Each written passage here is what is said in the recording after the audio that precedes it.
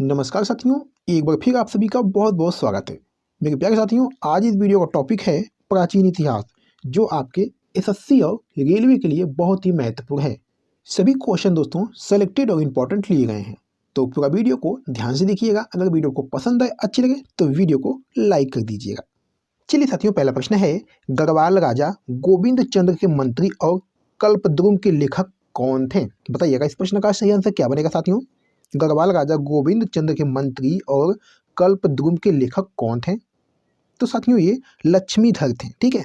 तो साथियों अगला प्रश्न है, मौर्य के राजस्व विभाग में निम्नलिखित में से कौन साम्राज्य के सभी राजस्व के संग्रह का प्रभारी था? तो साथियों ये समाहर्ता था। ठीक है।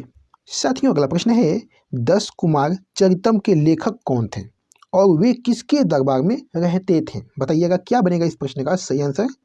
10 कुमार चरितम के लेखक कौन थे और वे किसके दरबार में रहते थे? तो साथियों ये दंडिन थे और ये नंदीवर्मन द्वितीय के दरबार में रहते थे दोस्तों। ठीक है। अगला प्रश्न साथियों है, निम्नलिखित में से किस स्थल पर कपास की खेती का पहला साक्ष्य मिला है? तो साथियों ये मेहरगढ़ में मिला है। ठीक है। चलिए साथियों अगला प्रश्न है, मुंडक उपनिषद, मांडुक्य उपनिषद और प्रश्न उपनिषद निम्नलिखित में से किस वेद से संबंधित हैं? तो साथियों मैं कहूँगा ये अथर्ववेद से संबंधित है। ठीक है। चलिए साथियों अगला प्रश्न है, कृष्ण प्रथम जो राष्ट्रकूट वंश का राजा था निम्नलिखित में से किससे संबंधित हैं? तो साथियों ये एलोरा के शिव मंदिर से संबंधित है। ठीक है। चलिए साथियों अगला प्रश्न है, निगष्ट, नटपुत्र, निग्रंथ और सातपुत्र निम्नलिखित में से किसके विभिन्न नाम हैं? तो साथियों ये महावीर के नाम हैं। दोस्तों बता दें जिन्हें वर्धमान के नाम से भी जाना जाता है। जैन धर्म के दोस्तों ये 24वें तीर्थंकर थे। ठीक है, ये आपको याद रखना है। अगला प्रश्न है, वैदिक युग में कर्मकार का पेशा क्या था? बताइएगा साथियों, वैदिक युग में कर्मकार का पेशा क्या था? तो साथियों ये लोहार का काम था दोस्तों। ठीक है। अगला प्रश्न है, हर्षवर्धन की जीवनी किसने लिखी है? बताइएगा साथियों, हर्षवर्धन की जीवनी जो है ये किसने लिखी है? तो साथियों ये बाणभट्ट ने लिखी है। ठीक है। अगला प्रश्न है साथियों, निम्नलिखित में से कौन शून्य के महत्व को जानता था? तो साथियों ये आर्यभट्ट जो शून्य के महत्व को जानते थे। ठीक है। अगला प्रश्न साथियों है, मौर्य काल के दौरान निम्नलिखित में से कौन सा सबसे प्रसिद्ध शिक्षण केंद्र था? तो साथियों ये तक्षशिला था। ठीक है। अगला प्रश्न साथियों है, प्राचीन वत्स महाजनपद की राजधानी क्या थी? बताइएगा, प्राचीन वत्स महाजनपद की राजधानी क्या थी? तो साथियों ये कौशाम्बी थी। ठीक है। अगला प्रश्न साथियों है, प्राचीन भारतीय स्थलों में हड़प्पा सभ्यता की पहली खगोलीय वेधशाला कहाँ स्थित है? तो साथियों ये धौलावीरा में स्थित है। ठीक है। अगला प्रश्न है, द्वितीय बौद्ध संगीति कहाँ आयोजित हुई थी? तो साथियों जो द्वितीय बौद्ध संगीति ये आपका वैशाली में आयोजित हुई थी। ठीक है।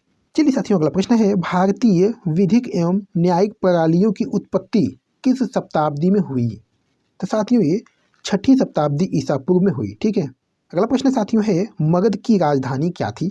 तो मेरे प्यारे साथियों मगध की जो राजधानी थी ये राजगिरी थी। ठीक है। अगला प्रश्न है, निम्नलिखित में से किसे देवान पियादसी कहा जाता था? तो साथियों ये अशोक सम्राट को कहा जाता था। ठीक है। अगला प्रश्न साथियों है, गुप्त काल का निम्नलिखित में कौन सा मंदिर पूरी तरह से ईंटों से बना है? तो साथियों ये भीतरगांव मंदिर जो दोस्तों पूरी तरह ईंटों से बना है और दोस्तों ये उत्तर प्रदेश के कानपुर में स्थित है। ठीक है। अगला प्रश्न साथियों है, 6ठी शताब्दी ईसा पूर्व में बाजार शहर को क्या कहा जाता था? तो साथियों ये निगम कहा जाता था। ठीक है। अगला प्रश्न साथियों है, गुप्त काल के दौरान, ठीक है दोस्तों, गुप्त काल के दौरान निम्नलिखित में से कौन सा उद्योग सबसे अधिक फला फूला? तो साथियों ये खनन और धातु कर्म। ठीक है। चलिए साथियों अगला प्रश्न है, निम्नलिखित में से कौन सा नाम यूनानियों द्वारा बहरीन को मोती व्यापार के केंद्र के रूप में संदर्भित करने के लिए उपयोग किया जाता है? तो साथियों ये टाइलोस नाम का उपयोग किया जाता है। ठीक है। मोती व्यापार के केंद्र के रूप में टाइलोस नाम का उपयोग किया जाता था दोस्तों। ठीक है।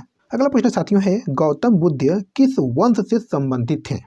बताइएगा, गौतम बुद्ध किस वंश से संबंधित हैं? तो साथियों गौतम बुद्ध जो है ये शाक्य वंश से संबंधित थे। ठीक है। प्रश्न साथियों है नंद वंश का अंतिम शासक कौन था? तो साथियों नंद वंश का जो अंतिम शासक था ये घनानंद था। ठीक है। अगला क्वेश्चन है खजुराहो मंदिर किस राज्य में स्थित है? तो साथियों खजुराहो मंदिर जो है ये मध्य प्रदेश में स्थित है। ठीक है। नेक्स्ट क्वेश्चन है निम्नलिखित में से क्या हड़प्पा सभ्यता में नहीं पाया गया? तो साथियों जो लोहा धातु है ये हड़प्पा सभ्यता में नहीं पाया गया। ठीक है। नेक्स्ट क्वेश्चन है चोल वंश का पहला महत्वपूर्ण शासक कौन था? तो साथियों चोल वंश का जो पहला महत्वपूर्ण शासक था ये राजा चोल था दोस्तों। ठीक है। अगला प्रश्न है 6वीं-7वीं शताब्दी ईसा पूर्व में कौन सा राज्य राजतंत्री नहीं था? तो साथियों ये वैशाली राज्य था। ठीक है। अगला प्रश्न है निम्नलिखित में से कौन सिंधु घाटी सभ्यता का बंदरगाह शहर था? तो साथियों ये लोथल था। ठीक है। चलिए साथियों अगला प्रश्न है मुगलों के अधीन बंदरगाहों का अधीक्षक कौन था? बताइएगा साथियों मुगलों के अधीन बंदरगाहों का अधीक्षक कौन था? तो साथियों ये मीर बहार था। ठीक है। चलिए साथियों इस वीडियो का लास्ट क्वेश्चन है भारत के निम्नलिखित शासकों में से किसने सभी धार्मिक मामलों को अपने हाथों में लेने के लिए महजरनामा जारी किया था? तो मेरे प्यारे साथियों जो महजरनामा है ये अकबर ने जारी किया था। ठीक है। ये आपको याद रखना है। तो मेरे प्यारे साथियों वीडियो का समाप्त करते हैं। आज की वीडियो में बस इतना ही। आपको वीडियो कैसी लगी? अगर आपको वीडियो पसंद आई है अच्छी लगी है तो वीडियो को लाइक और एक प्यारा सा कमेंट करके जरूर बताइएगा। तो चलिए फिर मिलते हैं आपसे अगली वीडियो में किसी महत्वपूर्ण टॉपिक पे। तब तक के लिए धन्यवाद।